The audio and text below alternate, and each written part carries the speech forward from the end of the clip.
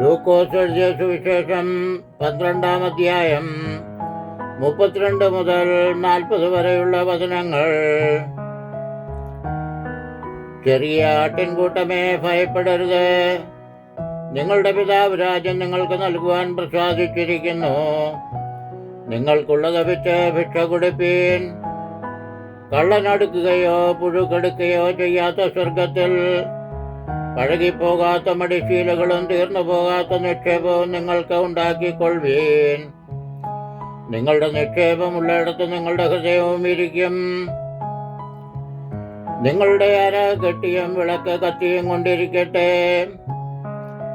യജമാനൻ കല്യാണത്തിന് പോയി വന്നു മുട്ടിയാൽ ഉടനെ വാതിൽ തുറന്നു കൊടുക്കേണ്ടതിനെ അവൻ എപ്പോൾ മടങ്ങി വരുമെന്ന് കാത്തു നിൽക്കുന്ന ആളുകളോട് നിങ്ങൾ തുല്യരായിരിപ്പീൻ. യജമാനൻ വരും നേരം ഉണർന്നിരിക്കുന്നവരായി കാണുന്ന ദാസന്മാർ ഭാഗ്യവാന്മാർ. അവൻ അരകെട്ടി അവരെ ഭക്ഷണത്തിരുത്തുകയും വന്ന് അവർക്ക് ശുശ്രൂഷ ചെയ്യുകയും ചെയ്യുമെന്ന് ഞാൻ സത്യമായി നിങ്ങളോട് പറയുന്നു. അവൻ 2-ാം യാമത്തിൽ വന്നാലും 3-ാമതിൽ വന്നാലും അങ്ങനെ കണ്ടു എങ്കിൽ അവർ ഭാഗ്യവാന്മാർ.